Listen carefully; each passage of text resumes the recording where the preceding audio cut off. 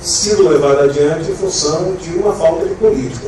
E aqui no Maranhão a coisa ainda é muito mais grave, né?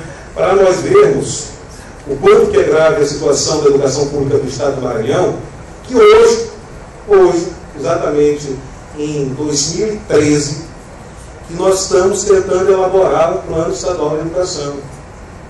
Enquanto a maioria dos estados, com raríssimas exceções, já tem o seu Plano Estadual de Educação. E hoje, efetivamente, nós estamos tentando construir. Ou seja, nós não temos uma política de Estado para a educação do Maranhão. E nós não temos nem política de governo. Nós não temos uma política de pequeno, de médio e longo prazo. Nós não temos estratégias para combater os verdadeiros problemas da educação pública do Estado do Maranhão. Nós nos apegamos exclusivamente aos dados nacionais. E isso é muito ruim. Os dados nacionais são importantes, são essas provas que são realizadas a nível nacional em todo o Brasil, são as únicas fontes estatísticas que nós temos para combater as deficiências do sistema educacional do Maranhão. Mas isso é insuficiente. Nós temos necessariamente que ter elementos, dados voltados para a realidade da educação pública do Estado do Maranhão. E efetivamente nós não temos esses indicadores. Então é muito difícil nós elaborarmos ou tentarmos elaborar um plano a longo prazo para a educação pública do Estado do Maranhão sem esses elementos, que são elementos basilares, que nós precisamos dominar para meter o dedo na ferida. Então, do primeiro passo, como contribuição, eu acho que nós temos que ter um banco de dados que supere a esses indicadores que são construídos nacionalmente. Esses indicadores da Prova Brasil, esses indicadores do IDEB, esses indicadores têm apenas que complementar esse banco de dados que nós temos que ter sobre a realidade da educação pública aqui no Maranhão, sobre a realidade dos nossos alunos, sobre a realidade das escolas. Há 3 anos atrás, o Ministério Público, um trabalho louvável do promotor Paulo Avelar, ele disponibilizou, e infelizmente não chegou até as escolas, não chegou até a sociedade, um relatório sobre a situação da educação pública das escolas aqui de São Luís, da rede estadual e da rede municipal. E os problemas são os que todos nós conhecemos, porque nós sabemos quais são os problemas, nós estamos vivenciando esses problemas dentro da sala de aula. Né? Falta de estrutura, as escolas hoje não têm a estrutura mínima para funcionamento. Nós não conseguimos, eu sou professor de uma escola, e nós trabalhamos com uma média de alunos de 50 alunos por turma. Enquanto o Conselho Estadual de Educação estabelece que para o ensino médio você tem que ter 35 alunos no máximo. Então, nós sabemos que os responsáveis por essa situação não é exclusivamente os secretários da equipe. Mas eu não tenho dúvida, são muitos os agentes que devem contribuir para nós avançarmos nas questões educacionais. Mas o Poder Executivo tem um papel fundamental, tem um papel determinante, porque é o poder que tem o maior poder de intervenção, sendo redundante. Quem tem a maior capacidade de intervir nesse processo é o Poder Executivo, e deve assim fazê-lo. Eu anotei algumas questões aqui, eu sei que se nós formos falar efetivamente sobre os problemas e tentarmos dar respostas aos graves problemas, nós iremos tomar muito tempo. Mas eu vou, sinteticamente, falar sobre a escola dos meus sonhos. A escola que eu gostaria de estar inserido. A escola dos meus sonhos começaria com uma gestão dentro da escola onde os recursos fossem democratizados com todos os segmentos da escola. Onde o diretor, no início das aulas, convocaria tanto o colegiado escolar como professores e alunos e colocaria a prestação de contas. Diria assim: olha, esses são os recursos que a escola dispõe. Qual vão ser as nossas prioridades? Como nós vamos trabalhar esses recursos? Como aplicar esses determinados recursos que estão sendo disponibilizados para a escola? E aí, necessariamente, nós temos que fazer com que os conselhos escolares funcionem. Os conselhos escolares, o conselho escolar hoje é um clube de amigos entre professores e diretores. Os diretores apoiam alguns professores para fazerem parte desse conselho, e os professores escolhidos, com a anuência dos professores, porque são votados pelos professores, muito pouco exercem sua função e seu papel, que é de suma importância dentro do colegiado. E o colegiado, ele se perde, ele se esvazia, ele perde o seu sentido. E o mínimo de democracia dentro das escolas que nós poderíamos ter, nós deixamos de ter em função da ineficiência e desse esvaziamento dos conselhos escolares. Então, na escola dos meus sonhos, na escola dos meus sonhos, um dos elementos seria necessariamente fazer com que as nossas unidades de ensino democratizassem os seus recursos financeiros, colocassem à disposição esses recursos para serem aplicados de forma democrática e participativa. Na escola dos meus sonhos também, os professores seriam devidamente valorizados. Paulo Freire dizia algo que é assim: os métodos mais avançados, as técnicas mais inovadoras estarão sempre sujeitas ao fracasso se não houver educadores dignamente valorizados. E ao longo dos anos, talvez essa categoria tenha sido a categoria que mais sofreu com a ação das políticas dos nossos governantes. Todos os anos, ou quase todos os anos, nós temos que recorrer às ruas, nós temos que fazer greve.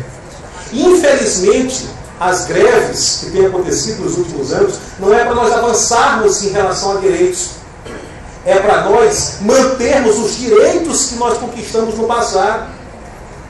Porque, diferentemente do que acontece em outros estados, a política governamental que tem se mantido ao longo dos anos aí, tem como elemento aí, como característica, a redução de direitos nossos já conquistados. A última greve que nós fizemos foi para quê? Para o cumprimento de uma lei. Uma lei que foi aprovada pelo Congresso Nacional, inicialmente em alguns itens julgados constitucional, mas posteriormente eles ratificaram pela Suprema Corte do Brasil como constitucional. Infelizmente, o governo do Maranhão, como a própria professora Tássia colocou, deu as costas para essa lei. E essa lei ela foi pensada não porque o professor é bonzinho e alguém queria, ela foi pensada com o objetivo de valorizar a educação pública, valorizar os salários dos professores, porque nós vivemos uma sociedade capitalista e precisamos sobreviver, precisamos ganhar bem, e a nossa condição de ser social depende da nossa condição de trabalho e do rendimento que nós temos que ter. Então, valorizar o salário dos professores, o rendimento dos professores, é necessariamente e é diretamente valorizar a educação pública desse Estado.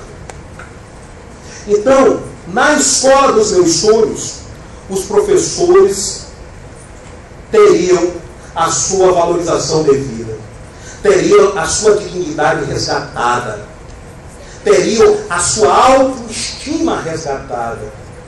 Porque um dado recentemente que saiu na Folha de São Paulo, a categoria que mais muda de profissão é a categoria dos professores. A maioria dos nossos colegas tem procurado outras formações, outros serviços, em decorrência dessa falta de valorização. A nossa perspectiva de futuro ela é sempre duvidosa.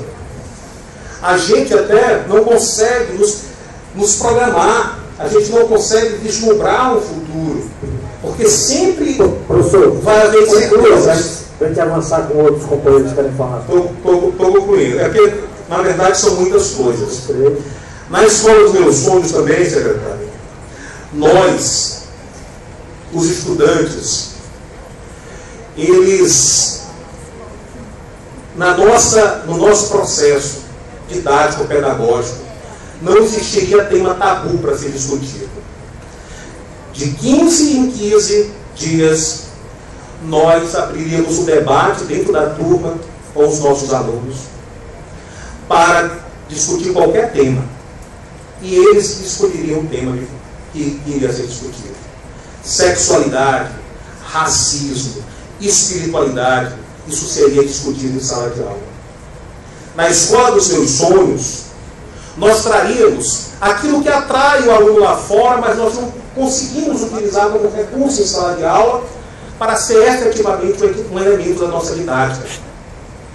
Traríamos o programa do Faustão para ser discutido. Traríamos o iogurte, a composição que nele existe, para discutir a fórmula do iogurte, para discutir a composição daquele iogurte. E se porventura não estivesse batendo o conteúdo daquele iogurte com a fórmula especificada pelo fabricante, nós bateríamos no Ministério Público junto com os estudantes, nós bateríamos na promotoria do consumidor. Uma vez ao ano, os estudantes seriam levados para conhecer como a cidade funciona por baixo, nas suas entrâncias subterrâneas. Nós levaríamos os nossos alunos para conhecer o hospital público e a realidade do hospital público, o papel do lixeiro que deixa a cidade limpa, ou seja, conhecer a nossa cidade por baixo. Seria uma das possibilidades. São muitas coisas, na verdade. Eu vou concluir com algumas questões que eu não poderia jamais deixar de falar. Nós temos uma deficiência muito grande, nós professores, com a formação. Nós temos um fosso entre a formação acadêmica do professor e o seu papel dentro da sala de aula. As universidades no Brasil não formam professores para exercer suas profissões no ensino regular, do ensino infantil ao ensino médio. Nossas universidades formam professores para serem professores universitários. Não formam professores para serem professores do ensino regular, do ensino fundamental e do ensino médio. O conteúdo que nós estudamos nas universidades, pouco nós aproveitamos com os nossos alunos dentro de sala de aula. A bibliografia utilizada na universidade, pouco nós a utilizamos dentro de sala de aula. E nesse sentido, o Estado tem um papel importante. Nós temos que formar necessariamente esse professor para ser também um professor do ensino fundamental e do ensino médio. E para isso nós precisamos dialogar diretamente com as universidades. O poder público necessariamente precisa dialogar com o poder. A educação básica precisa dialogar diretamente com as universidades, com o ensino superior. Senão, vai continuar havendo esse distanciamento. Vai continuar havendo esse fosso entre o que é ministrado nas universidades e o que é aplicado pelo professor dentro das suas salas de aula. São muitas questões e eu agradeço a tolerância e a oportunidade aqui de Obrigada, professor.